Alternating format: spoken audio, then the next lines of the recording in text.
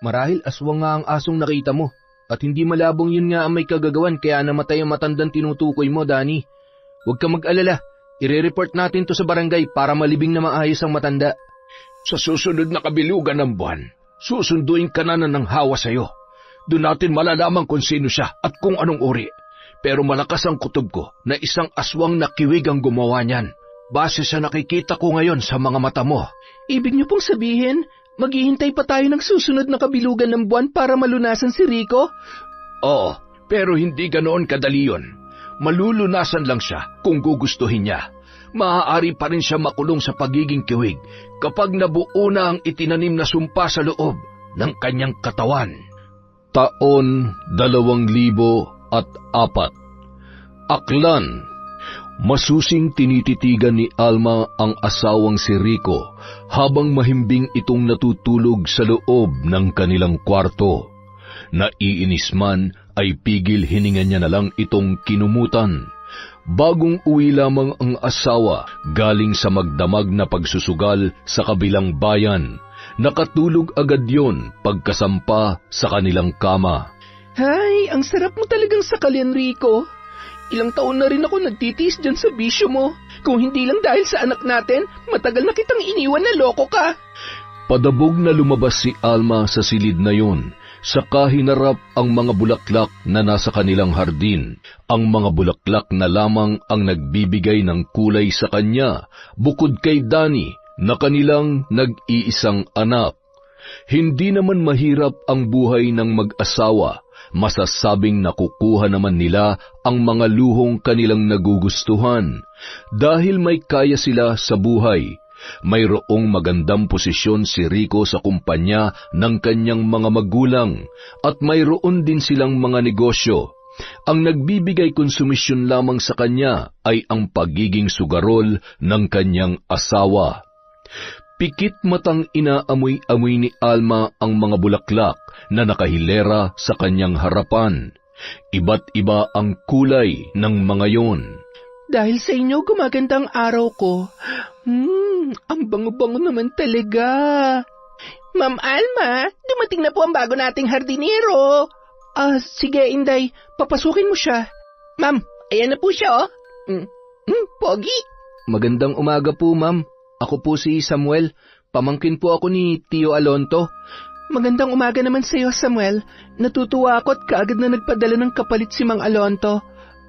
Bueno, maaari ka nang magsimula sa trabaho mo. Si Inday na ang bahala sa iyo, ha? Inday, ihatid mo si Samuel sa magiging kwarto niya. Opo, ma'am. Halika na, Pugi. Ay, Samuel! Natatawa namang hinatid ng tingin ni Alma ang dalawa. Sa wakas, hindi na ako mamumroblema sa pag-aalaga sa inyong mga baby ko. Kasabay sa paghawak sa mga bulaklak ay binulungan niya ang mga yon. Alis muna ang mami. Si Samuel na munang bahala sa inyo, ha? Sa muli niyang pagpasok sa silid para kunin ang kanyang bag, napasimangot ang babae nang masilayan ang nakatihayang asawa. Nakakasira talaga ng araw kapag ganyan ang ayos mo, Rico. Nakakainis. Mama, aalis po kayo? Oo anak, may asikasuhin lang si Mama. Si Inday nang bahala sa iyo ha. Kung may kailangan ka, puntahan mo lang siya. Okay ba, baby ko? Opo, Mama. Mag-iingat po kayo. Kinagabihan, nakapangalumbabang nakatalungko si Danny sa harap ng kanilang bakuran. Nababagot siya dahil hindi pa dumarating ang kanyang ina, samantalang nagmamadaling umalis naman ang kanyang ama. Danny, pumasok ka na sa loob. Malamig na ang hangin, baka magkasakit ka dyan. Halika na. Ate Inday, hindi ba ako love ni na Mama at Papa? Siyempre, mahal ka nila, Danny. Bakit po nila ako laging iniiwan? Kasi, inaasikaso nila yung negosyo ninyo. Nandito naman ako kasama mo ko lagi. Biglang natahimik ang bata nang may mahagip ang gilid ng kanyang mga mata. Dahan-dahan siyang napalingon sa isang sulok na may madilim na bahagi. Isang pares ng mapupulang mata ang kanyang nakita. Biglang umihip ang hangin kaya napakurap na lamang si Danny. Pagtingin niyang muli, Nakita niya ang muka ng isang mabalahibong nilalang at ang mga mata nito ay titig na titig sa kanya. Ate Inday, may Momo! Ha? Momo? Nasaan?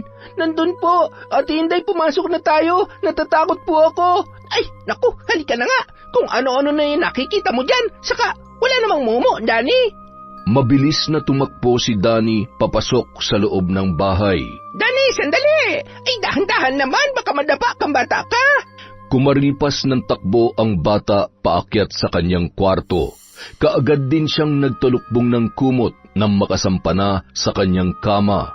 Nanginginig siya at parang binabayo ang dibdib niya sa sobrang kaba at sinundan naman siya ni Inday. Danny, ano ba nangyayari sa iyong bata ka? Ay, Ate Inday, may Momo po sa garden. Nakakatakot yung mga mata niya, tapos yung itsura niya parang aso pero nakakatakot po siya. Yan, palagi ka na lang kasing nagbabasa tungkol sa mga nakakatakot na nilalang na yan. Kaya ayan na, nag-imagine ka na. Alam mo, matulog ka na lang. Maaga pang pasok mo bukas. Ate Inday, mamaya ka na umalis, please. Ay, sige na, matulog ka na. Dito muna ako sa kwarto mo. Thank you po, Ate Inday. Kinabukasan, malapad ang ngiti ni Rico habang paakyat ng hagdan patungo sa kwarto nilang mag-asawa. Nakasalubong niya si Alma na pababa naman doon. Good morning, mahal. Kailan ka ba titigil sa pagsusugal mo, Rico? Napapabayaan mo na ang mga negosyo natin. Nawawalan ka pa ng oras para sa amin ni Danny. Mahal, ang aga-aga, yan agad ang binubungad mo sa akin. Aba, wag mo namang sirain ang araw ko, mahal. Baka mapalitan ng malas ang swerte ko. Yun na nga eh. Lagi ka na lang inuumaga ng uwi. Sawang-sawa na ako sa mga pinaggagawa mo. Pati negosyo, minamalis na rin. Tumigil ka na, ha? Naririndi na ako sa'yo. Ay, makatulog na nga lang. Sabihin mo kay Inday, gisingin ako mamayang 11:00. May lalakarin ako. Teka nga, nasan ba si Manong Alonto? Tingnan mo, wala ka nang alam sa mga nangyayari dito sa bahay. May bago na tayong hardinero, si Samuel. Pamangkin ni Manong Alonto. Ah, oo nga pala. Kakausapin ko na lang si Samuel mamaya. Alam mo, mahal, bawas-bawasan mo yung init ng ulo mo. Lalo tuloy dumarami yung wrinkles mo. Ewan ko sa'yo, Rico. Makaalis na nga lang. Mahal, lambutan mo pang kending. Para naman mas mapansin ko pa yung tambok ng puwit mo. Naiinis na bumaba ng hagdan si Alma. Kahit kailan talaga ay lagi na lang siyang binubwisit ng asawa sa paraan ng pang-aasar nito. Sa tuwing tatalakan niya si Rico, imbis na salubungin din siya ng galit, ay inaasar lang siya ng kanyang asawa. Kahit sugarol, kailanman ay hindi pa siya napagbuhatan ng kamay ni Rico. Isa yun sa dahilan, kaya kahit nanggagalaiti na siya, ay hindi niya yun makuhang iwan. Baby, aalis si Mama, ha? Si Inday na munang bahala sa'yo, okay? Weekend po ngayon, Mama. May work ka pa din. Kailangan kasi si Mama dun sa flower shop natin, anak eh. Okay po, Mama. Take care po. Pagkaalis ni Alma ay nagawi si Danny sa hardin. Lagi niyang dala doon ang nilalarong pana. Pagkakita niya sa isang malaking insektong gumagapang sa isang puno, ay mabilis niya yung tinira. Napangiti naman siya nang tamaan ang nasabing malaking insekto. Wow! Ang husay naman! Ikaw ba si Danny? Opo. Kayo po yung pamangkin ni Mang Alonto, yung bagong nag-aasikaso dito sa garden. Tama po ba? Oo, ako si Kuya Samuel. Alam niyo po, may nakita akong Momo dito kagabi. Hahanapin ko siya ngayon at ipatitikim ko sa kanya ang bagsik ko. Momo? Kaya ka pala may dalampana.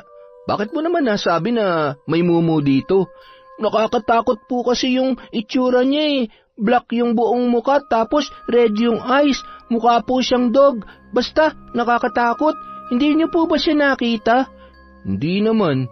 Wala akong napapansin eh. Saka maaga ako natulog kagabi. Kuya Samuel, mag-iingat po kayo ha. Baka nangangain ng tao yung Momo. Ay naku Danny, nandito ka lang pala, kanina pa kita hinahanap. Nakikipagkwentuhan lang si Danny sa akin, Day.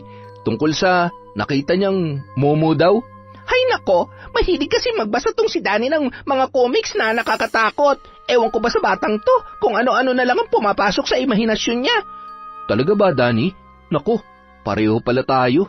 Mahilig din ako sa mga kwentong katatakutan, lalo na sa mga kwentong aswang.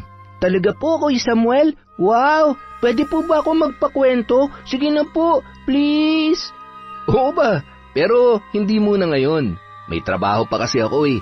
Mamayang gabi kapag hindi ka pa inaantok, puntahan mo lang ako dun sa tinutulugan ko. Ayos ba? Oo naman po. Ayos na ayos po yun. Ate Inday, tara na po para makapagtrabaho na si Kuya Samuel. Pagsapit ng tanghali, ipinatawag ni Rico si Samuel. Magandang tanghali po, sir. Ikaw ba si Samuel? Ilang taon ka na? 20 po. Alam mo kasi, nung nandito pa si Mang Alonto, partner kami nun eh. Siyang nagturo sa akin magsugal. Nung una sa mga lamay kami nagpupunta, baraha, madyong, hanggang sa nakahiligan ko na. Pinasok ko na rin ang pagsusugal sa manok. Inabot din ng ilang buwan ang pagsama-sama sa akin ni Mang Alonto noon. Lagi kaming inuumaga ng uwi pero nung nagkasakit na siya, hindi niya na ako nasasamahan. Hanggang sa umuwi na siya sa kanila, sa inyo, di ba? Ibang swerte ko nung kasama ko siya eh. Teka, marunong ka bang magsugal, ha Samuel? May konting alam din naman po ako, sir. Good. Bukas, isasama kita ha. Huwag ka na mag-alala kasi ibang sahod mo sa pagiging hardinero. Iba rin sa akin. Sige po, sir. Pagsapit ng takip silim, nagmamadali ng maghapunan si Danny. Si Inday ang nag-aasikaso sa kanya dahil hindi pa umuuwi ang kanyang mama. Ganoon din ang kanyang papa. Kuya Samuel. Oh, Danny, akala ko hindi ka na pupunta rito eh. Pwede po ba yun? May usapan na po tayo, di ba? Sige na po, kwentuhan niyo na ako tungkol sa mga aswang. Iba-iba kasi ang uri ng mga aswang, Danny. May aswang na lumilipad, may aswang sa tubig, at aswang na naglalakad lang. May aswang na naninipsip lang ng dugo. May aswang naman na kumakain lang ng laman loob. Meron ding sariwang karne talagang kinakain. Yung iba natatakam sa mga bangkay. Saka may mga aswang naman na sinisinghot lang at sinasamyo ang amoy ng mga may sakit na tao hanggang sa mamatay ang mga yon. Ang dami naman palang klase ng aswang. Mukhang kakaiba yung aswang na huli mo nabanggit, Kuya Samuel. Ibig bang sabihin, inaamoy-amoy lang nila yung may sakit, tapos okay na po sila doon? Hindi naman sa literal na inaamoy lang, kasi yung paraan ng pagsinghot nila ay parang hinihigop nila yung buong buhay ng taong nakaratay, at ng taong may malubhang karamdaman, kinukuha nilang natitirang lakas noon. Grabe! Kakaiba naman ang aswang na yung kuya, pero may mga pangontra naman po sa aswang, di po ba? Oo, meron din naman. Katulad ng mga matatalim na bagay, gaya ng mga metal. Di po ba takot din sila sa asin?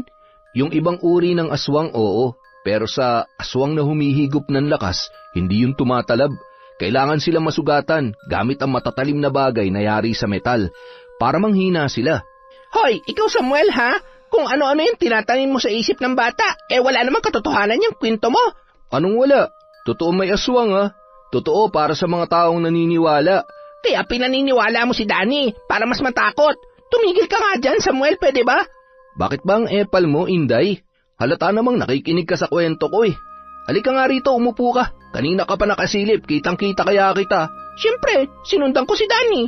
Aswangin kaya kita dyan para magtigil ka. Hoy, wag mong gawing biro ang mga ganyang bagay, Day. Baka maniwala ako at hintayin pa kita rito mamaya. Aba, loko-loko. Ang bastos mo, Samuel. Aray. Day naman, ano ka ba? Halika na nga, Danny. Dumating na mama mo. Good night, Kuya Samuel. Bukas po ulit. Good night din sa'yo, Danny. Good night, Inday. Ate Inday, ba't namumula ka po? Kinikilig ka, no? Hoy, Danny, ikaw talagang bata ka. Ang dami mong alam, ha? Tara na nga. Kuya Samuel, good night din daw po, sabi ni Ate Inday. Napangiti na lamang si Samuel nang tanawin si Inday na pabirong hinahampas ang braso ng bata habang tumatakbo naman si Danny papalayo sa kanya. 12:00 ng hating gabi, nakaramdam ng kakaibang lamig sa katawan si Samuel. Parang nanunuot yun sa kailaliman ng kanyang balat.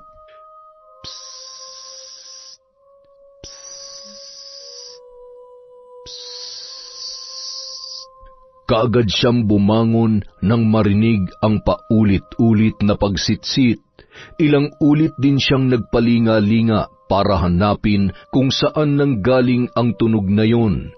Subalit nakaramdam siya ng kakaibang pangingilabot nang mapansin na bahagyang nakabukas ang bintana ng kanyang tinutulugan. Isinara niya na lamang yun at bumalik sa pagsampa sa kama. Nilak ko to kanina. Bakit kaya nakabukas? Ang weird naman dito. Ngayon lang ako nakaramdam ng kilabot sa buong buhay ko. Gaya ng sinabi ni Rico, nung sumunod na gabi ay isinama niya nga si Samuel sa sugalan. 3:00 na sila ng madaling araw nakauwi. Malapad na malapad ang ngiti ni Rico dahil malaki ang kanyang napanalunan. Himala, maaga kayatang umuwi ngayon, Rico. Mahal naman, hindi ka ba masaya para sa akin? Sinuwerte na naman ako. Swerte din pala si Samuel sa akin kagaya ni Manong Alonto. Ewan ko sa'yo, gawin mo na lang ang gusto mo at gagawin ko rin ang gusto ko. Pagod na ako sa pangungunsumi mo.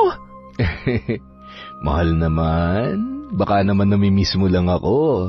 Pwede ba akong makaisa? Ilang araw na akong, alam mo na. Pwede ba, Rico? Pagod ako. Pagod? Nakapagpahinga ka naman, mahal Pagbigyan mo na ako. Sabing pagod ako ano ba? Bakit ka ba ganyan? Anong silbi ng pagiging asawa mo kung titiisin mo lang naman pala ako? Ganyan na ganyan ang nararamdaman ko sa tuwing inuuna mo pang sugal kesa sa akin. Ngayon alam mo na. Mahal naman. Teka, sandali. Saan ka pupunta? Sa kwarto ni Danny. Doon ko itutuloy ang naudlot kong pagtulog. Paano naman ako? Umiinit pa naman ang pakiramdam ko. Huy! Mainit ba? Pwes maligo ka at lakasan mo ang aircon. Sa pagdaan ng mga araw, naging malapit na si Danny kay Samuel, at sa tuwing may lakad sina Samuel at Rico, laging malapad ang ngiti ng lalaki kapag sila ay umuuwi. Samuel, swerte ka talaga sa akin. Biruin mo, simula nung sumama-sama ka sa akin, hindi pa ako umuwing talunan. Tiyamba lang po siguro yun, sir. Tsaka, kayo naman po ang naglalaro Nanunood lang naman po ako. Siyempre, kayo po ang swerte. Nasa sa inyo po ang swerte, sir. Oh, eto, parte mo. Matulog ka na muna. Sa susunod na linggo na tayo sa sabak ulit. Mukhang pinag-iinitan na ako ng mga kalaro ko dahil sa sunod-sunod na pagkatalo nila Pahinga muna tayo. Opo, sir. Salamat po. Isang gabi, kinatok ni Danny si Samuel sa tinutuluyan niyang silid. Danny, gabi na. Anong ginagawa mo dito? Kuya Samuel, hindi po ako makatulog Wala po sina mama at papa sa kwarto nila. Pwede po bang dito na muna ako? Natatakot po kasi ako Full moon po kasi. Halika, pasok ka. Siya nga pala. Ano naman kung full moon?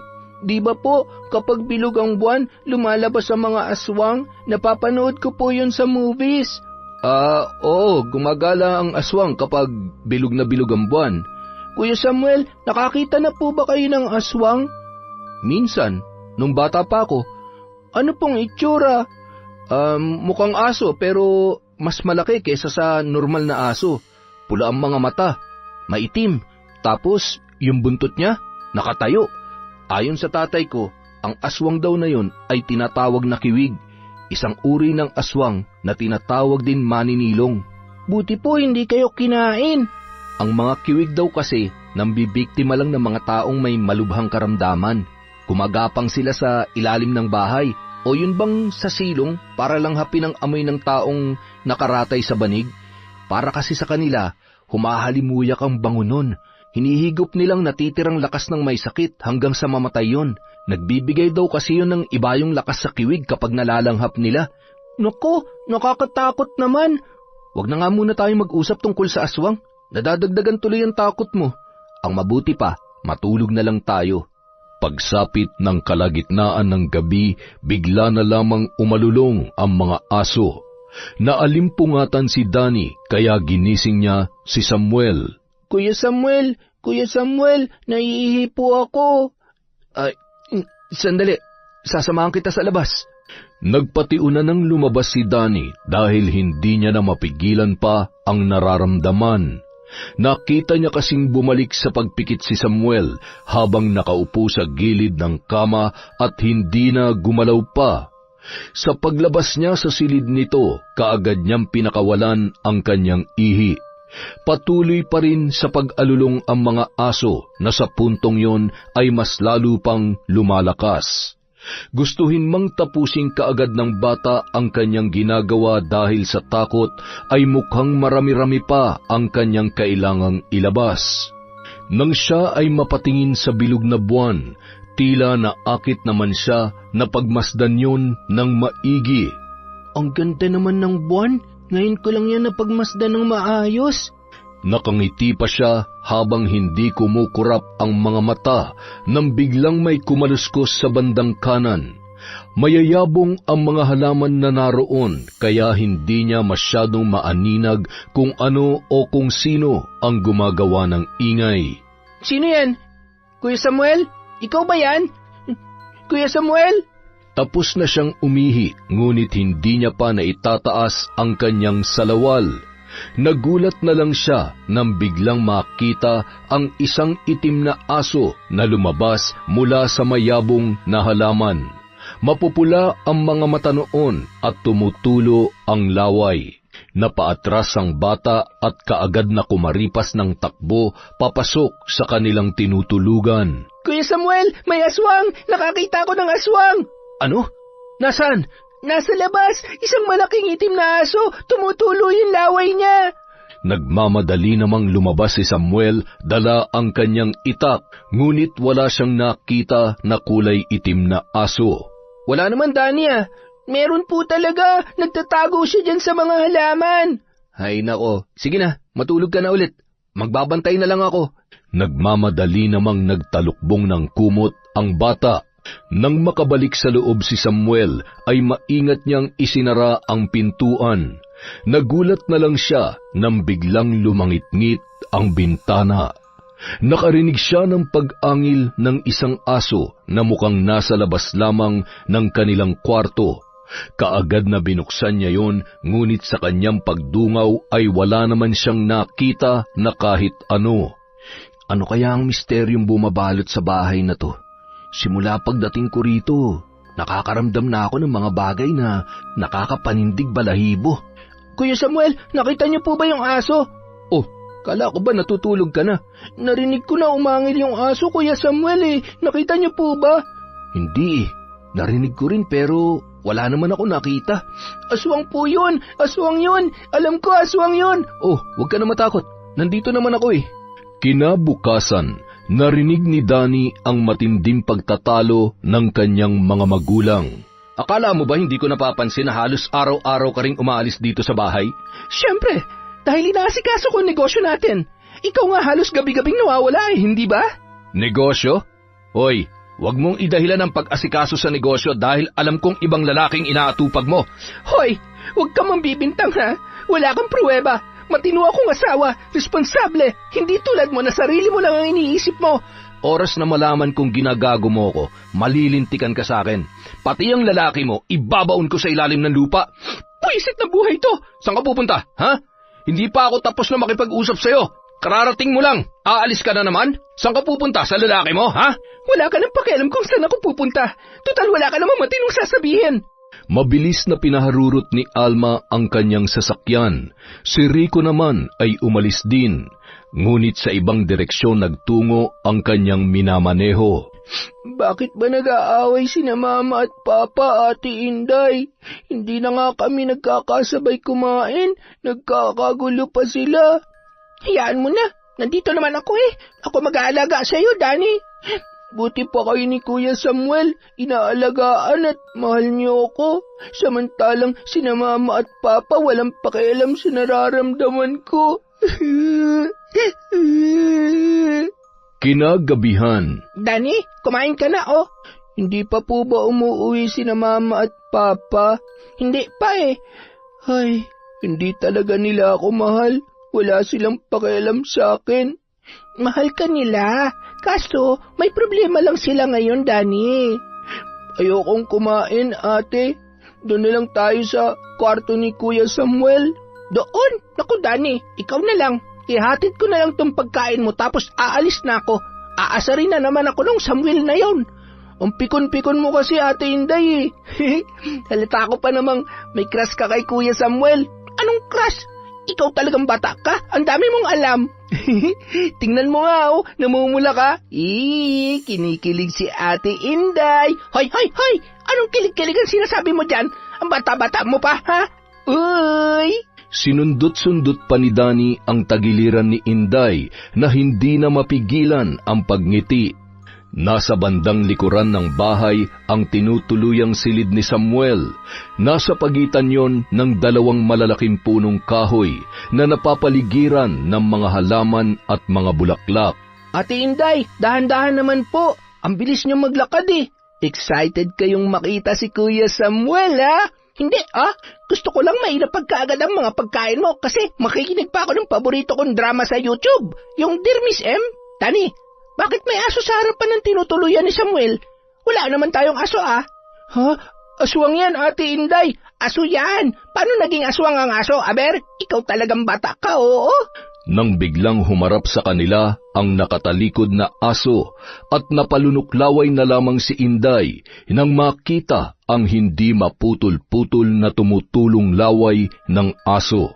Nanlilisik ang mga mata nito na nakatitig sa kanila. Kuya Samuel, nandito yung aswang! Sa pagbukas ng pinto ng kwarto ni Samuel ay iniluwa roon ang lalaki na may tangang itak at bigla namang naglaho ang kulay itim na aso. Saan nagpunta yun? Nandito lang yun, Ayos lang ba kayo, Danny? Opo, pero yung aswang po, nawala na. Hay, ano ka ba naman, Danny? Aso sabi yun isang malaki at maitim na aso. Nagpapapaniwala ka na naman dyan sa aswang-aswang na yan. Tingnan mo nga, Samuel, kung saan nagpunta. Bakit nakapasok dito yon? Oras na makita yun ni Ma'am Alma. Naku, malalagot talaga tayo. Makalipas ang ilang sandali, matapos maglibot-libot ni Samuel sa paligid. Ano, nahanap mo ba yung aso? Hindi Baka nakalabas na. Saan naman kaya dumaan yon? Nang mga sumunod na araw, lalong lumalala ang pag-aaway ng mag-asawa. Kung noon ay nagbabatuhan lang sila ng masasakit na salita, ngayon ay pisikal na silang nagkakasakitan. Ano ba, Rico? Nasasaktan ako. Hindi ka naman dating ganyan na. Bitiwan mo ako. Umamin ka na. May lalaki ka, hindi ba? Sabing wala Ano bang pumasok dyan sa utak mo? Bakit mo ako pinagdududahang nangangaliwa? Tapatin mo nga ako, Rico. Nagdadrugs ka ba? Ilang beses na kitang sinundan. Hindi ka sa flower shop pumunta. Malas nga lang dahil lagi mo akong nasasalisihan. Itong tandaan mo, Alma. Oras na mahuli kita sa akto, papatayin kita. Tandaan mo yan! Papatayin kita! Mama, Papa, tama na po. Huwag po kayo mag-away. Parang awa niyo na po.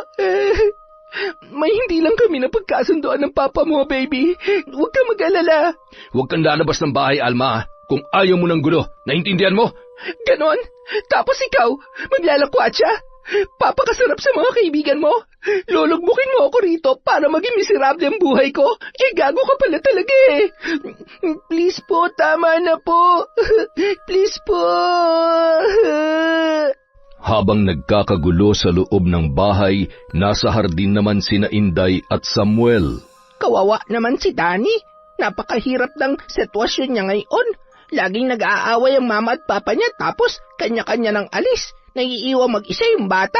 Dati na ba silang ganyan? Hindi, Oo, sugarol si Sir, pero hindi niya sinasaktan si Ma'am. Ngayon, parang nag-iba na siya. Napagbubuhatan na niya ng kamay si Ma'am Alma. Di ba? Sinasama ka niya sa mga lakad niya. Ano ba ginagawa niya doon? Naglalaro lang naman si Sir. Baraha, minsan madyong. May napapansin ka bang kakaiba sa kanya? Wala naman. Saka hindi niya na ako sinasama sa mga lakad niya nitong huli, kaya wala na akong alam kung saan na siya nagpupunta. Alam mo, nung isang araw, ang pula-pula ng mata niya, nanlilisik at nakakatakot. Unang bisis kong makitang ganun si Sir. Hindi kaya gumagamit siya nung ipinagbabawal na gamot? Ano sa tingin mo, Samuel? Hindi ko rin masabi. Pero alam mo, si Ma'am, narinig ko minsan na may kausap na lalaki sa telepono. Hindi kaya yun ang kabit niya na sinasabi ni Sir? Tapalan mo nga yung bibig mo, Inday. Napakachismosa mo. Oh, ba't napabuntong hininga ka lang dyan? Affected ka sa pag-aaway nila? Namumroblema kasi ako. Gusto ko sana magpaalam sa kanila. Birthday ko kasi bukas. Uuwi sana ako sa amin. Nako, paano yan? Kita mo namang mainit ang mga ulo nila pareho. Bukas, baka okay na sila. Bukas ka na lamang magpaalam.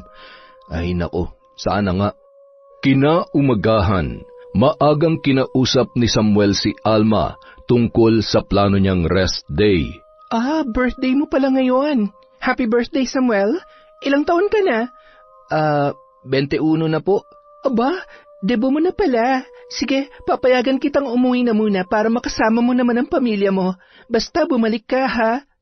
Malapad ng ngiti ang sumilay sa mga labi ng binata. Oo naman po. Maraming salamat po, Ma'am Alma.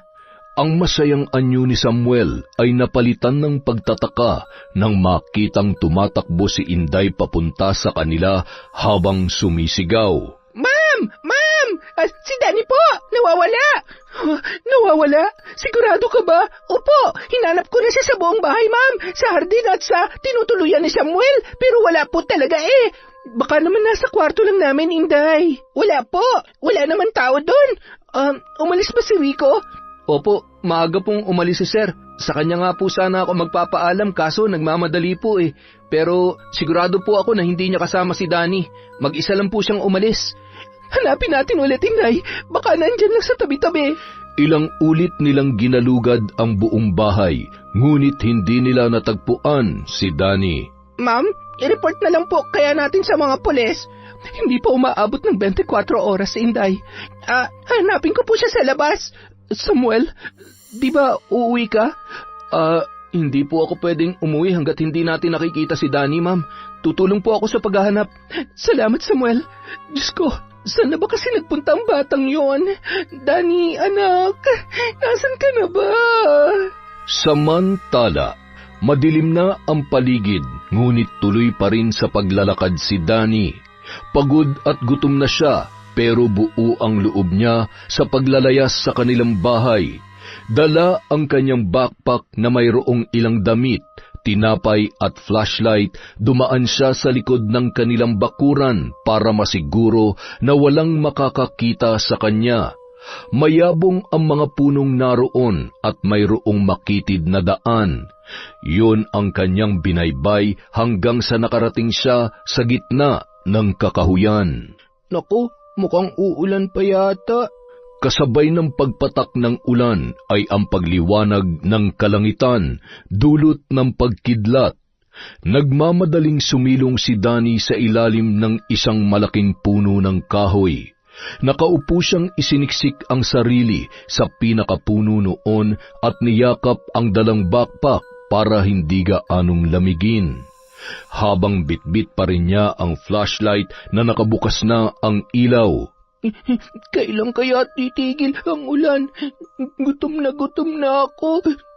Mama, Ate Inday, gusto ko nang umuwi. Papa, tulungan niyo po ako. Hindi na namalayan pa ng bata na unti-unti na siyang nakatulog habang naghihintay sa pagtila ng ulan. Makalipas ang 1.5 oras, nagising si Danny. Wala ng ulan. Pinagpagan niya ang sarili at nagpalinga-linga sa paligid. Hindi na rin niya maitatago ang pagkalam ng kanyang sikmura. Hanggang sa may natanaw siyang ilaw mula sa isang sulo.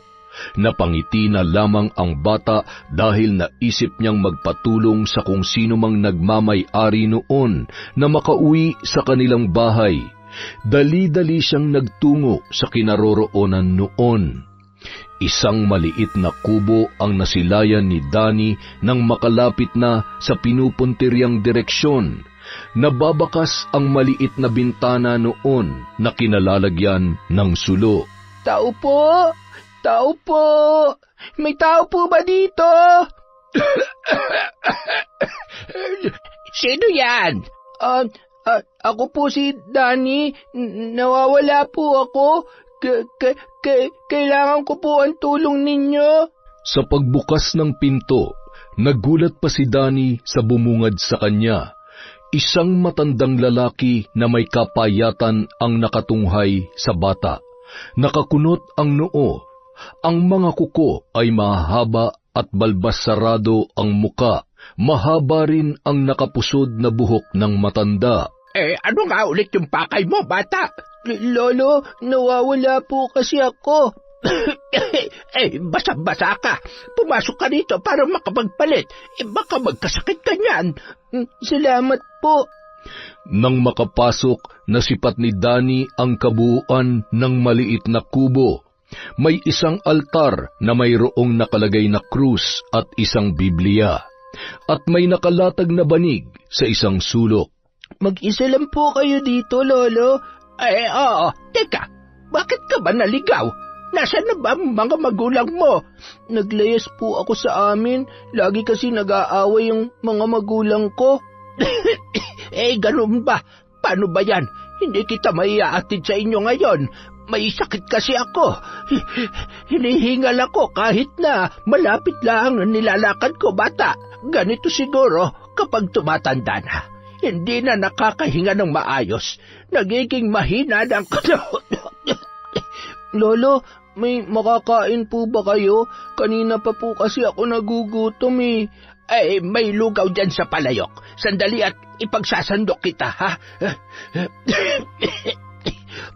Ako na lang po. Magpahinga na lang po kayo. Kaya ko naman po yan. Sige. Hindi na kasi ako tinitigilan ng ubo kong ito. Malakas na kumain si Danny ng lugaw. Simula pa kasi kaninang umaga ay tinapay lang ang kanyang kinain. Matapos kumain ay kaagad na siyang uminom ng tubig, samantalang ang matanda ay hindi na tumitigil sa pag-ubo. Nakaramdam ng awa si Danny, nilapitan niya yon at hinagod ang likod. Ano po palang pangalan niyo, Lolo? Ako si Damian. Ikaw, ano nga ulit ang pangalan mo? Danny po. Magandang pangalan. Danny, pakiabot mo naman ako ng isang basong tubig. Maaari ba? Tumalima naman ang bata at nagmamadaling kumuha ng tubig, saka iniabot yon sa matanda. Wala po bang nag-aalaga sa inyo? Wala. Ako lang. Ako na lang po ang mag-aalaga sa inyo ngayon, Lolo Damian. Alam niyo po, pag nagkakasakit ako, inaalagaan ako ni Ate Inday. Mahirap po pag walang kasama. Maraming napagkwentuhan ang dalawa hanggang sa kapwa na sila nakatulog. Samantala, nakasuot ng kapote si Samuel habang iniilawan ng dala niyang flashlight ang makitid na daan, papasok sa kakahuyan. Nagbabaka sakali siya na makita roon si Danny. Danny! Danny! Nandyan ka ba? Hinahanap ka na ng mama at papa mo, Danny! Sa bawat paghakbang ay panay naman ang kanyang pagkamot sa nangangating tiyan. Ay, nakakainis naman Kaninang umaga pa tong pangangati na to At ngayon, halos buong katawan ko nang nangangati. Ano ba naman to? Danny! Danny! Napalingon pa si Samuel nang biglang may kumaluskos sa kanyang likuran. Naramdaman niyang may nakatingin sa kanya. Itinuon niya ang ilaw ng flashlight sa mayayabong na damo at nasipat niya ang mabilis na paggalaw ng kung anong hayop at mabilis na nagpalipat-lipat yon sa likuran ng mga puno. Mabilis ang ginawang paggalaw noon at nahirapan si Samuel na sundan ang bawat pagkilos noon. Ilang saglit pa natahimik ang buong paligid. Nakiramdam siyang maigi, ngunit bigla siyang nakarinig ng isang pag-angil ng mabangis na aso. Malapit yun sa kanya, hanggang sa bigla na lang siya nitong sinunggaban. Nanlaban si Samuel, ngunit parang unti-unti na lang siyang nanghina hanggang sa pakiramdam niya ay nandilim na ang lahat ng kanyang nasa paligid. Samantala, naalimpungatan si Danny nang marinig ang sunod-sunod na pag-ubo ni Lolo Damian. Awang-awa siya sa matanda dahil ramdam niyang nahihirapan yun. Sa banig na kahiga ang matanda at siya naman ay nasa isang mahabang bangko. Bago sila natulog ay pinatay ng matanda ang ilaw ng sulo at sinindihan ang maliit na gasera na ngayon ay tumatanglaw sa kanila. Pag uwi ko, sasabihin ko kay na mama na tulungan kayo, Lolo. Dadalhin ka namin sa ospital, pangako po yan.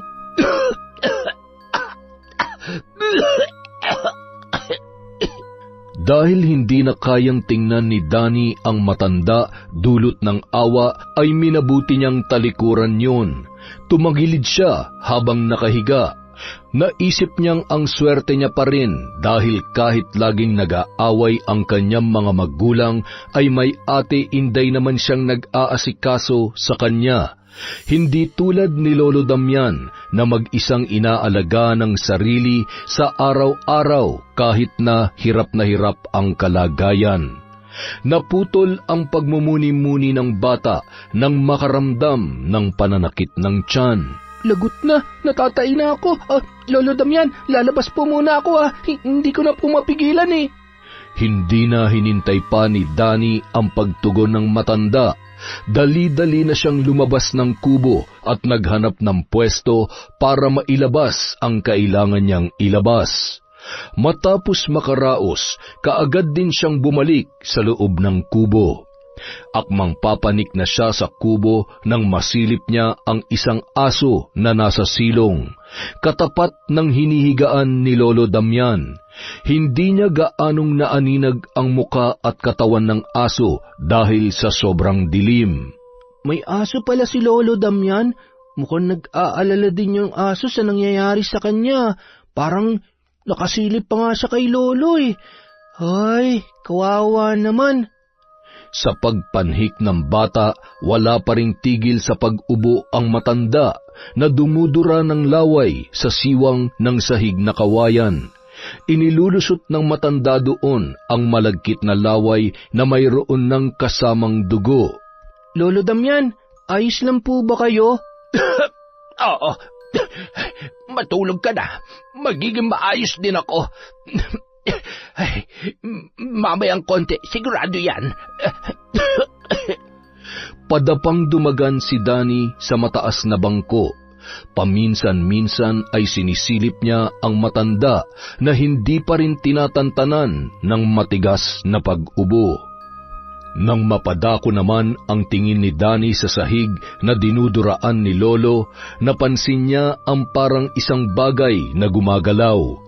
Mahaba yun na parang sinusungkit ang mga dura at laway na nakakapit pa sa sahig. Pinagmasdang maigi ni Danny ang gumagalaw na bagay at napagtanto niyang katulad yon sa mga napapanood niya sa pelikula. Isang dila na humahaba. Nanlaki ang kanyang mga mata na hindi yon tinantanan ng tingin. Mula sa kanyang kinalalagyan, sinilip niya maigi sa mga siwang ng sahig kung totoo nga ba ang kanyang hinala. Tumatagos ang liwanag ng gasera sa siwang na hindi gaanong magkakadikit, at hindi nga siya nagkamali dahil naaninag niya ang isang katawang aso na nilalang na mayroong mahabang dila na sarap na nilalasap ang dinudura ni Lolo Damian. Mapupula ang mga mata nito at mayroong payat at patulis na tenga. Hindi mukhang normal na aso ang kanyang nakikita. Nakakatakot ang anyo noon at mukhang hindi siya napansin dahil abala ang nilalang sa kanyang ginagawa. Aswang! Hindi niya alam kung ano ang gagawin dahil sa takot na kanyang nararamdaman. Nagpalinga-linga siya sa bawat sulok ng kubo para maghanap ng kung anong maaaring ipanlaban sa aswang kung sakali mang makapasok yun. Ilang saglit lang, narinig niya ang pagdaing ni Lolo Damian. Habol-habol ang hininga nito hanggang sa napansin na lamang niya na tumigil na yon sa pag-ubo. Lolo Damian? Mas lalo siyang nakaramdam ng kaba nang hindi na nagsalita pa ang matanda. Ilang ulit pa ang ginawa niyang pagsambit sa pangalan noon bago niya niyugyog ng ilang beses. Ngunit hindi na gumagalaw si Lolo Damian. Napansin na lamang niya ang mga kaluskos sa silong ng kubo at ang mabilis na pagtakbo ng nilalang na naroon. Inaswang po kayo. Nakita ko yung aswang sa ilalim ng kubo ninyo. Samantala, sumikat na ang araw nang magising si Samuel. Napahilod pa siya sa kanyang sentido nang maalala ang mga naganap. Nung araw na yun, tila kakaiba ang lakas na dumadaloy sa kanyang katawan. Napakagaan ng pakiramdam ng binata. Buti na lang, hindi ako kinagat ng asong sumalakay sa akin kagabi. Teka, sandali. Si Danny yun ah. Danny! Napatingin naman sa kanyang kinaroroonan ang bata at nagmamadaliong lumapit kay Samuel. Kuya Samuel, mabuti na lang po nakita niyo ako. Hindi ko na kasi matandaan yung daan pabalik eh. Kahapon ka pa namin hinahanap. Ano ba nangyari sa'yo? Halika na, umuwi na tayo. Kuya, may patay po dun sa kubo. Patay? Sino? Nasaan? Dun po sa kubo na tinulugan ko kagabi. Sinabi ni Danny kay Samuel ang lahat ng nangyari at isinama niya yon sa naturang kubo. Marahil ay aswang nga yung asong nakita mo at hindi malabong yun nga ang may kagagawan kaya namatay ang matandang tinutukoy mo, Danny. Huwag ka mag-alala, i-report natin to sa barangay para mailibing na maayos yung matanda. Samantala, hindi na mapakali si Alma sa sobrang pag-aalala. Sakto namang kadarating lamang ng kanyang asawa. Rico, saan ka ba nang galing? Inumaga ka na naman ng uwi. Ano naman ngayon? Dati ko na tong ginagawa ah. Hindi ka na nasanay. Si Danny nawawala. Kahapon pa namin siya hinahanap. Ayun nga, hindi pa nakakauwi si Samuel sa paghanap sa kanya. Ano? Ano nangyari? Hindi ko alam. Basta bigla na lang siya nawala. Gigisingin sana ni Inday para mag-almusal kaso, ayun nga, wala pa rin siya mula kagabi. Kailangan natin tong i-report sa mga pulis. Baka nakidnap ang bata. Diyos ko, huwag naman po sana. Rico, kasalanan natin to. Naging pabaya tayo sa anak natin. Sana naman walang mangyari sa baby ko. Tama na yan, mahal. Hahanapin ko si Danny. Pangako yan. Mama! Papa! Danny! Diyos ko! Anak, saan ka ba nagpunta? Pinag-alala mo si Mama. Sinubukan ko po kasi maglayas kaso nagutom po ako eh. Babalik na sana ako pero hindi ko na alam yung daan pa uwi. Buti na lang nahanap ako ni Kuya Samuel. Nagpunta po kasi ako sa may gubat eh. Sorry po Mama ha. Bakit ka ba kasi umalis, anak? Hindi nyo na po kasi ako love eh. Anong hindi? Love ka namin, anak. Mahal na mahal ka namin ng papa mo. Talaga po, Papa? Oo naman, anak. Mahal ka namin. Mahal ko din po kayo, pero bakit po kayo lagi nag-aaway, Mama, Papa? May mga bagay lang na hindi namin napagkakasunduan, anak. Pero kahit nag-aaway kami, hindi ibig sabihin nun, hindi ka na namin mahal. Oo nga. Tama ang papa mo, baby ko. Ma, huwag niyo na po akong tawaging baby. Big boy na po ako eh. Ah, ganon? Big boy ka na pala, ha? Bakit supot ka pa rin? Patingin nga ng putotoy ng big boy namin. Papa naman eh. Samuel, maraming salamat sa ginawa mo, ha? Alam mo, kung hindi dahil sa'yo, baka ako napano na si Danny. Walang anuman po yun, sir. Hindi ka na tuloy nakauwi sa inyo. Hindi tuloy naging masaya ang birthday mo kahapon. Birthday mo kahapon, Samuel? Opo, sir. Ayos lang na hindi ako nakauwi sa amin, ma'am. Ang importante, nandito na po si Danny at ligtas po siya. Maraming salamat talaga. Hindi pa naman huli para i-celebrate natin ang birthday mo, Samuel. Maghahanda tayo ngayon tapos magdala ka rin ng pagkain sa inyo. At uuwi ka mamaya. Okay ba yon? Hindi ko po tatanggihan yan, ma'am. Talagang hindi mo dapat tanggihan, Samuel, dahil hindi ako papayag na hindi makabawi sa'yo. Maraming salamat po, sir, ma'am. Sa pag-uwi ni Samuel sa kanila sa Karatig Bayan, sumalubong kaagad ang tiyuhin niya na si Manong Alonto. Bakit ngayon ka lamang nakauwi? Nagkaproblema po kasi kahapon, Chong. Kumusta naman ang pakiramdam mo ngayon? Maayos naman po ako. Hindi naman po kasi akong may Kumusta ang unang gabi mo? Unang gabi? Chong? Ay, wala. Sige na, pumasok ka na at naghihintay na sa loob ang mga magulang mo. Sa pagbalik ni Samuel sa trabaho, naging maayos naman ang bawat araw. Hindi na rin niya naririnig ang madalas na pagtatalo ng kanyang mga amo. Sa isip niya ay baka nagtanda na ang mga yun. Ngunit isang araw, nagulantang na lang sila nang umuwi si Rico na tila wala sa sarili. Mapulang-mapula ang mga mata nito at nanlilisik ang paraan ng pagtingin sa bawat isa sa kanila. Wala sa ayos ang suot nitong damit at magulo ang buhok na parang hindi nadaanan ng suklay. Ano nangyari sa'yo, Rico? Hoy, ano ba? Kinakausap kita! Huwag niyo akong lapitan. Umalis kayo. Alis! Rico, napano ka ba?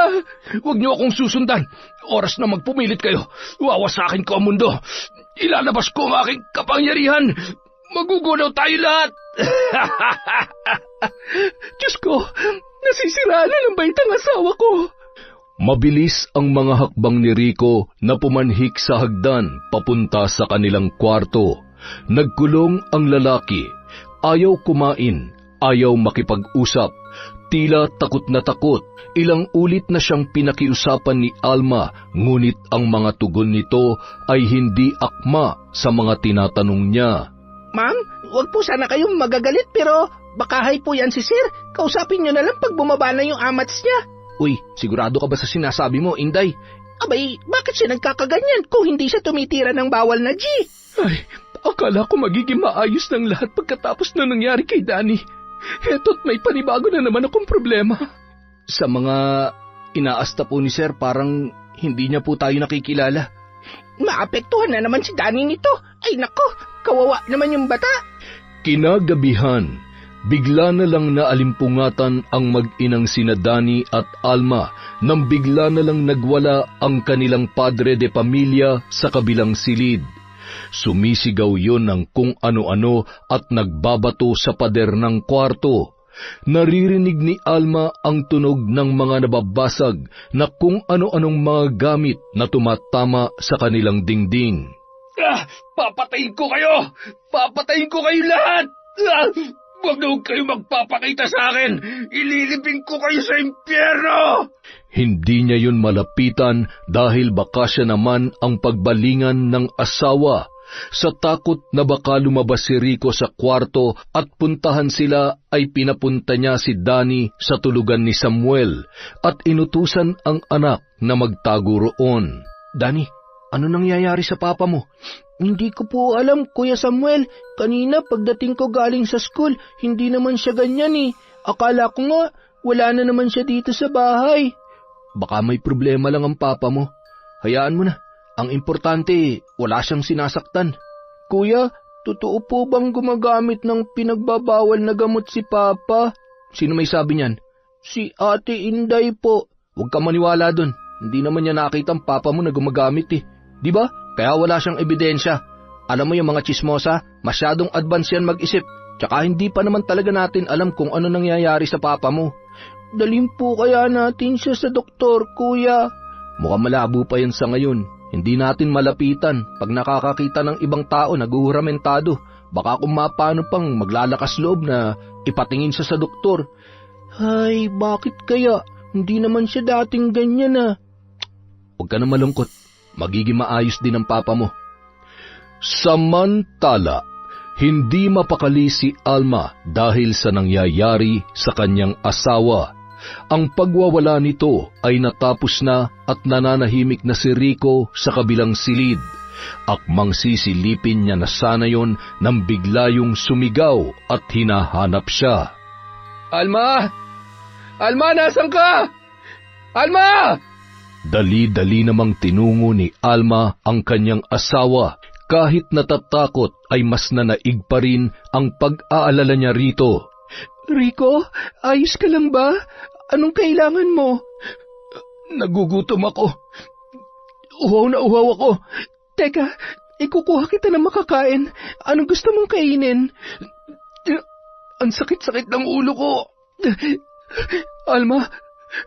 Alma, isara mo ang pinto! Magtago tayo! Itago mo ko! Ano ba nangyayari sa'yo, Rico? Bakit ka ba nagkakaganyan? Hindi kita maintindihan. Shh! Shh! Huwag ka maingay. Sandali. Saan ka pupunta? Huwag mo akong iiwan. Ayokong mapag-isa. Alma, kailangan kita. Diyos ko! Ano ba nangyayari sa'yo, Rico? Mahigpit na niyakap ni Rico ang kanyang asawa. Ayaw niyang malayo ang babae sa kanya kahit ilang dangkal lamang. Minabuti na lamang niyang haplus-haplusin ang buhok at likod nito para maipadamang naroroon lamang siya upang mapanatag ang isip ng lalaki. Ilang oras din silang nasa ganoong ayos hanggang sa makatulog na si Rico. Nang mga sumunod na araw, ayaw ni Rico na makita at maramdaman ang sinag ng araw. Pati pagdampi ng hangin sa kanyang balat ay pinangingilagan niya. Laging nakasara ang mga bintana sa kanilang silid. Si Rico ay nagkukulong lamang sa loob ng kwartong yun at ayaw na makisalamuha sa iba. Maging sa kanilang anak na si Danny, tanging si Alma lamang ang nakakapaglabas-masok doon. Gusto mo bang papuntahin ko dito ang mga magulang mo, Rico? Wag. Please, mahal. Nakikiusap ako. Ayoko makakita ng ibang tao. Kailangan na kitang patingnan sa doktor. Baka kung ano na yung sakit na dumapo sa'yo. Sabing ayoko nga. Bakit bang kulit-kulit mo? Pag ginawa mo yan, tatalon ako sa bintana at sisiguruhin ko na ang ulo ko ang unang babagsak sa lupa. Kahit anong paliwanag na gawin ni Alma ay nagmamatigas pa rin ang kanyang asawa. Hanggang isang gabi, naisipang maglakad-lakad ni Rico sa hardin. Hindi na gaanong sumasakit ang kanyang ulo, kaya lamang ay hindi pa rin siya masyadong nakakatulog. Unang beses niyang lumabas ng gabing yon, simula nang magkulong siya sa kanilang kwarto. Hindi niya alam kung bakit pakiramdam niya ay natatakot siya, gayong hindi naman siya dating ganoon. Ang alam lamang niya, kapag nagsisimula ng sumakit ang kanyang ulo, ay hindi niya na nakokontrol ang kanyang mga kilos. Nagsimula ang lahat ng yun, na minsang bumisita siya sa isang lamay para doon maglaro ng baraha. Hanggang sa nagawi siya malapit sa tinutuluyan ni Samuel. Napaatras na lamang siya nang makita ang isang itim na aso sa harap ng pintuan. Nakaupo yun at nakaharap sa pinto. Walang hiya. Bakit may aso dito? Shh! Shh! Alis! Shh! Shoo! Biglang pumihit paharap sa kanya ang naturang aso. Tumayo yun. Biglang nanindig ang kanyang mga balahibo nang makitang ngumisi ang aso sa kanya na parabang naghahamon. Bigla siyang kinilabutan kaya napatakbo na lamang siya papalayo at muling umakyat sa kanyang silid. Alma! Alma! Gising! Rico, bakit? Humahangos ka. Bakit may aso, Sardin? Alam mo namang ayaw na ayaw ko ng aso, di ba? Aso? Bakit magkakaroon ng aso doon eh? Bawal ang aso dito sa bahay natin, hindi ba?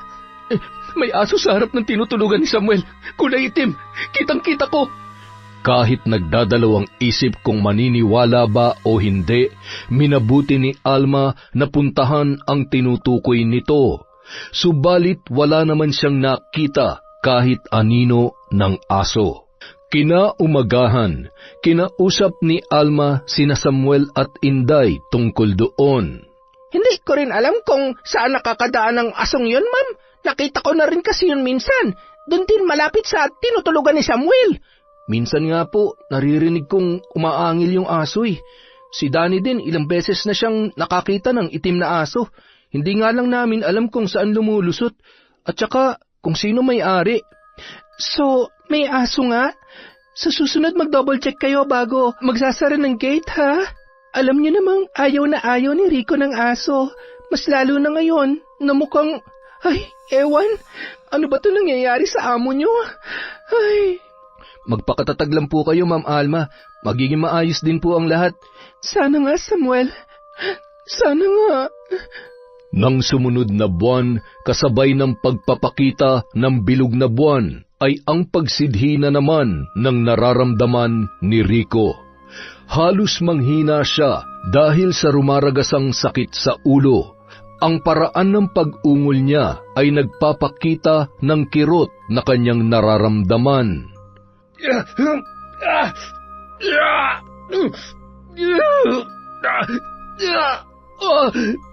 Samantala, si Samuel naman ay wala ring tigil sa pagkamot sa buo niyang katawan. Ano ba ito nangyayari sa akin? Bakit hindi na tumitigil ang pangangati ko? Naisipan ni Samuel na magpahangin na lang muna sa labas ng kanyang tinutuluyan, baka sakaling maibsan ang kanyang pangangati. Sa pagbukas niya ng pinto, tumambad sa kanya ang isang nilalang na nahahawig sa isang aso, ngunit nakakatakot ang itsura. May patulis na mahabang tainga at tuwid ang buntot. Naglalaway yon at titig na titig sa kanya ang mapupula nitong mga mata. Makailang beses na napalunok si Samuel kasabay ng dahan-dahan niyang pag-atras. Huwag kang lalapit. Nakangisi naman ang nilalang na humahakbang papalapit sa kanya. At sa isang iglap lamang ay sinunggaban siya noon. Pikit matang nanlaban ang binata, subalit dahan-dahan niyang naramdaman ang paglayo ng aso sa kanya at mukhang pinapasunod siya nito. Sinubukang humanap ni Samuel ng anumang magagamit para itaboy ang naturang nilalang, subalit nang magawi ang kanyang tingin sa kanyang mga kamay, ay nanlaki ang kanyang mga mata.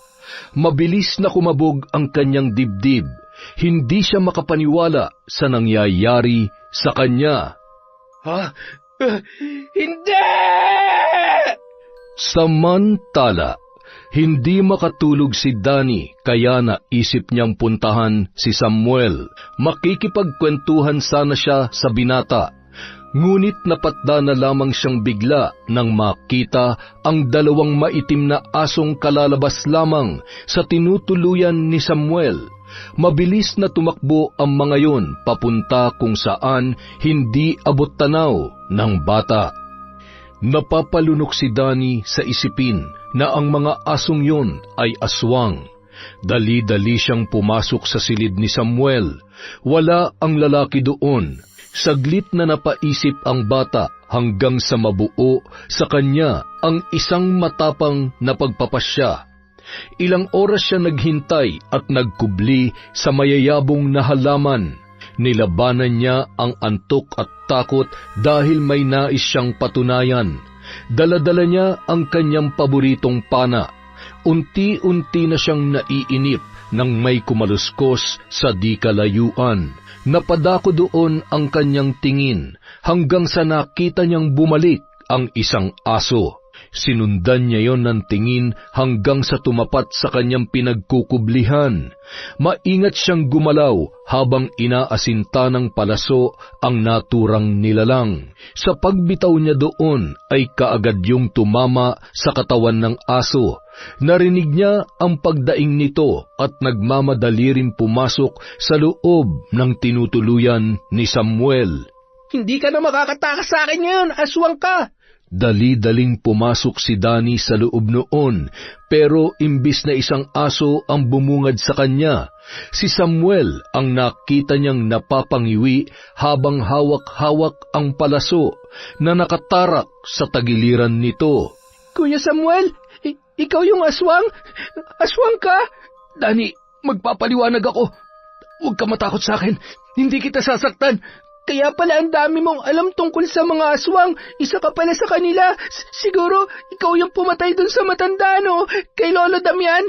Mamamatay tao ka. Wala kang awa. Pakinggan mo muna ako, Danny. Hindi ko to ginusto. Ang alin? Ang pagiging aswang mo? Kung hindi kita nahuli ngayon, siguro kami naman ang kakainin mo, no? O baka hinihintay mo lang na magkasakit kami para may mabiktima ka. Danny, makinig ka sa akin. Ngayon ko lang din nalaman na ganito ako. Pangako yun. Talaga? Crush your heart? Hope to die? Pex man, mamatay man, pati yung mga kapitbahay namin. Sino yung asong kasama mo kanina? Nakita mo kami? Oo, kitang-kita ko kayo. Hindi ko rin alam, Danny. Alam mo, naguguluhan ako ngayon sa pagkatao ko. Simula kasi nung mag-21 anyos ako, ito yung pangalawang beses na nagkaganito ako. Kaya hindi ko lubusang may paliwanag sa'yo kung ano ba talaga ako. Teka, tulungan mo naman akong gamutin tong sugat ko. Pakikuha mo na rin itong palaso mo. Mangako ka muna na hindi mo ako sasaktan para hindi ko rin ipagsabi sa iba yung secret mo. Promise, hindi kita magagawang saktan, Danny. Huwag ka matakot sa akin. Kinabukasan, nagulat pa si Samuel sa biglaang pagdalaw ng kanyang tiyuhin na si Manong Alonto. Tiyo, napasugod po kayo. Alam kong may gumugulo sa isipan mo ngayon, Samuel. Naparito ko para ipaliwanag sa iyo ang lahat. Kung ganun, alam po ninyo? Alam nyo nangyayari sa akin, tiyo? Oo, dahil katulad mo, isa rin akong kiwig. Kiwig? Nasa lahi natin yan, mula pa noon sa pinakaninuno natin. Ang inay, yung kapatid nyo, aswang din po ba siya? Hindi. Sa lahi ng aking ama na iyong lolo. Tayo pa lang ang isinilang na mga kiwig, oras na sumapit ang ating 21 kaarawan. Ako ang laging nagmamasid sa iyo, ang gumagabay sa iyo. Ibig po bang sabihin, kayo yung bigla na lang sumusunggab sa akin? Ako nga, tinutulungan kitang humanap na mabibiktima mo. Yung matanda na may kubo sa gitna ng kakahuyan. Siya ang una mong biktima. Diyos ko, akala ko pa naman panaginip ko lang yung sarap na sarap akong kumakain. Pero bakit? Ayoko maging ganito, Chong. Ayoko. Wala na tayong magagawa pa para baguhin ang lahat. Ang dapat nating gawin ay tanggapin ang guhit ng ating kapalaran. Manong Alonto, magandang araw po. Mabuti naman po at napadalaw kayo. Daddy, ang laki mo na. Ilang buwan lang kitang hindi nakita. Ang bilis mo naman yatang lumaki. Pogi pa rin po ba ako? Abay, siyempre naman. Manang-mana ka pa rin sa papa mo. Kumusta na nga pala ang Papa Rico mo? May sakit po siya Hindi na po siya nakakapagsugal. Sakit? Anong sakit? Hindi ko po alam. Basta po, nag-iiba na po siya. Danny, maligo ka na. Isasama ka ng mama mo sa pagsisimba. Ay, sige po, Manong Alonto. Tawag na po ako. Bye-bye po. Bye-bye din, Danny. Napangisi na lamang si Manong Alonto habang pinagmamasdan ang papalayong si Danny. Sobrang nakakamiss ang batang yon. Makulit na matalino pa. Sinabi mo pa, Chong, alam na nga niyang sikreto ko Eto nga't may sugat ako sa tagiliran dahil tinambangan ako kagabi. Alam niya na nagiging kiwig ka? Opo, mabuti na lang at malawak ang pangunawa ng bata. Naiintindihan niya ako. Ano nga palang sakit ni Rico? Hindi ko rin po alam. Hindi naman po siya nagpapatingin sa doktor kasi naguhuramentado pag nakakakita ng ibang tao. Lagi nga po siya nagkukulong Takot sa araw at maging sa hangin. Pero minsan, kapag gabi, lumalabas naman siya para maglakad-lakad.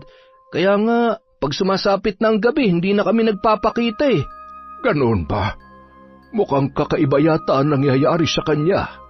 Nang mga sumunod na araw, hindi na nagwawala si Rico. Lagi na lang siyang tulala. Minsan ay tumutulo na lang bigla ang kanyang laway nang hindi niya namamalayan. Lagi siyang nakahiga. Pakiramdam niya ay pagod na pagod ang buo niyang katawan. Rico, papupuntahin ko na talaga ang doktor dito sa ayaw at sa gusto mo. Ilang beses na sinuri ng doktor ang lalaki. Ang tanging nasabi niya lamang ay over-fatigue ang pinagdaraanan ni Rico, kaya niresetahan siya nito ng mga gamot. Pero si Alma ay hindi kumbinsido. Mukhang kailangan na natin maghanap ng manggagamot. Para sa akin, kakaiba nangyayari sa iyo, Rico. Isang gabi, nabulahaw ang buong kabahayan dahil sa pagsigaw ni Rico. Nakalak ang pinto ng kanyang kwarto kaya hindi yun mapasok ni Alma. Inday, tawagin mo si Samuel. Kailangan natin mabuksan ang pinto. Mabilis naman na kumilos si Inday na tinungo ang tinutuluyan ni Samuel, ngunit wala roon ang binata. Samuel! Tawag ka ni Ma'am! Nasaan ka ba? Bakit nakabukas tong pintuan mo, ay?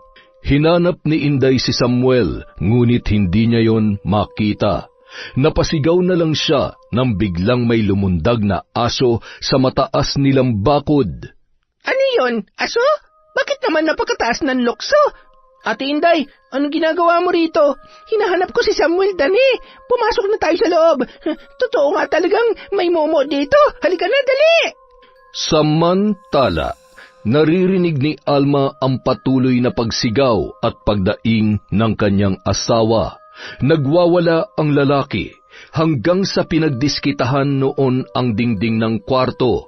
Pinagkakalmot niya yon ng paulit-ulit. Rico, Diyos ko, tulungan niyo po kami. 3:00 ng madaling araw, tumigil si Rico sa kanyang pagwawala. Bumalik na siya sa panghihina hanggang sa makatulog sa sahig. Inday, sabi ko naman sa'yo tawagin mo si Samuel, di ba? Ma'am, wala po talaga siya. Hindi ko po mahanap. Akin na nga lang ang susi ng kwarto. Titingnan ko si Rico. Bumungad kay Alma ang makalat nilang silid, ang bakas ng mga kalmot ni Rico sa dingding at ang katawan nitong nakalatag sa kanilang sahig. Kinaumagahan, ipinatawag ni Alma si Samuel. Samuel, kagabi pa kita hinahanap Saan ka ba nagpunta? Kakausapin ka raw ni Ma'am. Nandito lang naman ako kagabi, Daya. Huwag ka nang palusot. Wala ka rito kagabi. Ate Inday, naglalaro kami ni Kuya Samuel ng taguan kagabi kaya hindi mo siya nakita. Ay sus, naglalaro. Di ba sinabi ko naman sa iyo na hinahanap ko siya? Bakit hindi mo sinabi sa kanya? Mapuputol yung laro namin eh. Ay naku, kambata ka, oo. Ewan ko na sa inyong dalawa. Puntahan mo na nga si Ma'am Samuel. Mapapagalitan na naman ako nun eh. Kinindatan pa ni Samuel si Danny bago yun gumayak. Pagkapasok niya sa loob ng bahay, nadatnan niyang nagpapahid ng luha si Alma.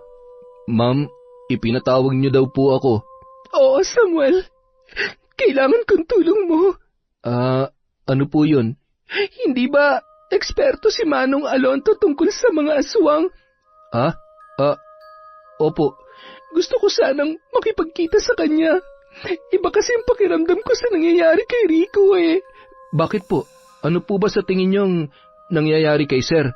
Palagay ko, nahawahan siya. Basta kailangan ko lang makasiguro. Maaari mo ba akong dalhin sa kanya? Kaagad na bumiyahe ang dalawa papunta sa kabilang bayan para makipagkita si Alma kay Manong Alonto. Siniguro muna nilang hindi makakalabas ng kwarto si Rico kung sakali mang magwala na naman yun. Napadalaw po kayo, Ma'am Alma. Manong Alonto, kailangan kong isangguni sa inyo ito. Base na rin kasi sa mga naikwento mo sa akin noon, mukhang nahawahan po si Rico ng aswang. Paano nyo naman po nasabi yan? Iba kasi ang ikinikilos niya eh. Naging irritable siya, tapos kung ano-ano ng mga pinagsasasabi niya na wala namang katuturan. Akala ko nga nalulung na siya sa masamang gamot, kaso nitong nakaraan, lagi na lang siyang dumadaing sa sakit ng kanyang ulo. Naglalaway siya na hindi maputol-putol. Mahina sa araw at pagsapit ng gabi, para siyang lumalakas. Nitong huli lang, nagsisimula na siyang mangalmot sa dingding. Hindi nga malabong nahawahan siya ng isang aswang. Ang tanong lang ay kung anong uri ang nakahawa sa kanya. Paano po natin malalaman? Kailangan ko siyang makausap, Ma'am Alma. Gabi na nagtungo si Manong Alonto sa pamamahay ni na Alma para masigurong makakausap niya si Rico dahil kung araw ay tulala lamang ang lalaki. Sir Rico, kumusta ka na? Manong Alonto, heto, hindi ko maipaliwanag ang nararamdaman ko. Para kasing may mga bumubulong sa akin kaya hindi ko makontrol ang emosyon ko. Nasuri naman ako ng doktor, ang kaso mukhang hindi tumatalab ang mga gamot na ibinigay niya sa akin. Hindi na tuloy tayo makakapunta sa sugalan. Paborito niyo pa naman ang mga lamay. Saan ba nagsimula yung nararamdaman mo na yan? Nung mag-isa akong pumunta sa lamay ng isang kakilala, Manong. Alam mo naman, mahilig tayong uminom kapag nagkakasarapan na. May isang lalaking nag-abot sa akin ng vino. Madalas ko namang nakikita ang mukhang yun pag nagpupunta tayo nun sa lamay. Pagkatapos, nung inumin ko yun, hindi ko na siya nakita. At nung pag-uwi ko dito sa bahay, may mga naririnig na akong kung ano-anong bulong. Masakit. Ang sakit ng ulo ko nun. Para bang nabibiyak? Ilang kabilugan ng buwan na bang lumipas simula nung magkaganyang ka? Sa pagkakatanda ko po, 2 na. Sa susunod na kabilugan ng buwan, susunduin ka ng mga nanghawa sa'yo. Doon natin malalaman kung sino siya at kung anong uri. Pero malakas ang kutob kong isang aswang na kiwig ang gumawa niyan. Base sa pagtitig ko ngayon sa mga mata mo. Ibig po bang sabihin, maghihintay pa tayo ng susunod na kabilugan ng buwan para malunasan si Rico? Oo, pero hindi yung ganong kadali. Malulunasan lang siya kung gugustuhin niya. Maaari pa rin siyang makulong sa pagiging kiwig kapag naging buo na ang itinanim na sumpa sa loob ng kanyang katawan. Paano ko po masusupil ang sumpa ng pagiging aswang, Manong Alonto? Sa inumin mo yung nakuha, hindi ba? Kaya laway ang ginamit ng aswang para hawahan ka. Laway din ng isang aswang ang siyang magiging katapat noon. Laway ng iisang aswang? Ganoon po ba? Hindi. Laway ng ibang aswang. Diyos ko, anong gagawin natin para makahanap ng iba pang aswang? Ako na ang bahala roon, Ma'am Alma. Ang gagawin niyo lang ay ang maghintay ng tamang oras. Nang sumapit ang kabilugan ng buwan, ipinakuha ni Alma si Danny kay Inday para dalhin ang bata sa silid ng babae. Nagtataka man, ipinagwalang bahala na lamang yon ni Inday. Tandaan mo po, Sir Rico, oras na makapasok ang aswang dito, yun na ang magiging hudyat upang dalhin ka na niya para makapambiktima. Kaya Ma'am Alma, huwag po nating hayaang madala niya si Sir Rico. Ikandado natin lahat ng pwede mapasukan ng aswang sa kwarto ninyo mag-asawa. Pagsapit ng hating gabi, patuloy pa rin sa pagmamasid sina Alma at Manong Alonto sa paligid. Si Rico naman sa loob ng silid nito ay panay ang pag-ungol habang kinakalmot ang sariling ulo, ang buo niyang katawan, maging ang dingding ng kanyang kwarto. Hindi niya maipaliwanag ang kanyang nararamdaman, magkahalong init at pangangati sa buong katawan. Nagsimula na ring tumulo ang kanyang laway. Mukhang hindi ko maaasahan si Samuel dito ngayon. Naghahanap na siguro yun ng makakapagpakontento sa kanyang pagkatakam. Hindi pa niya kontrolado ang sarili sa ganitong mga pangyayari. Nagulat na lamang si Manong Alonto nang may mag-angilan sa labas ng bahay. Sa pagsilip ng matanda, nakita niya ang 2 aso na nagsusunggaban. Nakikilala niya ang isa, walang iba kundi si Samuel. Hindi nga ako nagkamali. Aswang nakiwig din ang gumawa nito kay Rico. Ma'am Alma, maghanda ka! Nariyan na siya! Nanginginig naman si Alma na pumwesto sa harap ng pintuan ni Rico, hawak ang isang matalas na itak. Tanaw na tanaw ni Mang Alonto mula sa veranda ang pagtutunggali ng kakaibang mga aso. Walang nais na magpatalo sa kanila, pursigidong magapi ang isa't isa. Kinakabahan ako. Veterano na ang kalabang aswang ni Samuel. Mukhang madedehado ang pamangkin ko nito. Hanggang sa nakita na lamang ni Manong Alonto na tumilapon na si Samuel at mukhang nagtamo ng malaking pinsala. Samuel! Sa kanyang pagsigaw, napatingin sa gawi niya ang isang aso. Mabilis ang mga galaw nito na pumasok sa loob ng bahay. Siya naman ay dinaluhan ni Samuel. Napatili na lamang si Alma nang makita sa harapan niya ang isang nakakapangilabot na aso. Naglalaway yun at nanlilisik ang mga mata. Sige, lumapit ka. Tatadtarin talaga kita, makita mo.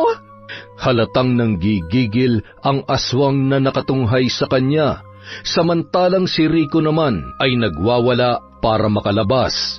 Dahan-dahan na naglakad ang aswang papalapit sa babae. Nanginginig naman siya na itinututok ang itak doon. Akmang susunggaban na siya ng aso, kaya napapikit na lamang si Alma, ngunit bigla na lang yung napadaing sa paraang nasasaktan. Natumba ang aso sa kanyang harapan. Sa pagtingin niya sa likuran ay nakita niya si Danny, hawak ang pana nito.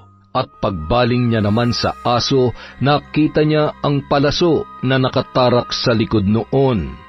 Mama, ayos lang po ba kayo? Danny, anak, anong ginagawa mo rito? Tinutulungan ko po kayo. Brother, ngayon may tama ka na. Tanggapin mo na ang iyong pagkatalo. Sana naman hindi mo naguluhin itong pamilyang ito. Maghanap ka na lang ng ibang makakasama sa paghahanap na may malubhang sakit. Pakakawalan kita. Ngunit mangako ka na hindi ka nagagawi dito. Yumuko naman ang aswang habang kinakausap ni Manong Alonto. Pagtanggal nito sa palasong nakatarak sa likod ay umalis na kaagad ang naturang aswang na kiwig. Paano na po si Rico, Manong Alonto? Sandali at ipapasok ko lang ang panlaban natin. Nang hihinang naglakad si Samuel na nasaan yung aso papunta sa kanila. Kuya Samuel! Mabilis naman na inalalayan ni Danny ang naturang aso. Hindi makapaniwala ang kanyang ina sa kanyang nakikita. Si Rico naman ay nagwawala pa rin, ngunit hindi na gaanong mabagsik. Hinawakan siya ni Manong Alonto at kinuha ang dalawa niyang mga kamay. Doon ay ipinatak ng asong si Samuel ang laway na tumutulo mula sa kanyang bibig. Pinatakan niya rin ang gitna ng mga talampakan nito at pusod sa tulong ni Manong Alonto. Hayaan nating sumapit ang umaga na magkatabi silang dalawa para ganap na maghilom ang sumpa. Kinaumagahan, masayang bumaba ng hagdanan sina Samuel at Rico. Kapwa nakangiti at malakas ang dalawa. Sa wakas, matagumpay nating naalis ang sumpa sa iyong katawan, Sir Rico. Maraming salamat po, Manong Alonto. Sa iyo rin, Samuel. Ngayon, magaan ang pakiramdam ko. Nawala ni mabigat na parang nakadagan sa akin. Naalala ko kagabi, aso yung katabi kong matulog eh. Nagulat na lang ako paggising ko. Si Samuel na yung nakita ko. Sir, ngayong alam niyo na po ang pagkatao ko. Mabuti po sigurong umalis na lamang ako sa poder ninyo. Anong aalis ka? Samuel, hindi ka namin paalisin hanggat gusto mo pang manatili dito. Ma'am, sir, isa po akong aswang. Alam namin. Alam ko ring mabuti kang tao, Samuel. Wala sa lahi namin ang pagiging traidor. Nakakasiguro ko na kailanman ay hindi kayo sasaktan ng pamangkin ko. Pero, tiyong, natatakot po ako. Samuel, hindi na mawawala sa atin ang pagiging aswang. Nasa lahi na natin yon, pero isa lang ang mapanghahawakan mo. Yon ay ang hindi mo makakayang saktan ang mga taong napamahal na sayo. Tanggap ka namin, Samuel. Tanggap namin ang buong pagkatao mo. Parte ka na ng pamilya namin, kagaya ni Manong Alonto. Tama po, saka hindi po ako natatakot sa inyo. Takot mo lang sa palasuko, Kuya Samuel. Ibang klase talaga yung pana mo, Danny. Nakakapagpataob ng mga aswang. Aswang? Nasaan? Nasaan ang aswang? Nasa pelikula po, saka mga books ko. Ikaw talaga, Ate Inday, ang chismosa mo. Ay, ewan ko sa inyo. Maghahain na nga lang ako para makakain na tayo. Nagtawanan na lamang sila nang naglakad na papalayo si Inday. Kuya Samuel, ang secret mo po ay secret nating lahat. Hindi po ba, Mama, Papa? Tumango naman ang mag-asawa bilang pagtugon na ikinangiti naman ni Samuel. Yon! Muntik na po tayong hindi umabot. Pasensya na po kayo, wala po muna tayong shoutout, gahul na po tayo sa oras. Bukas po, babawi ulit ako. Maraming salamat po sa walang sawang pagsuporta sa Kwentong Enteng.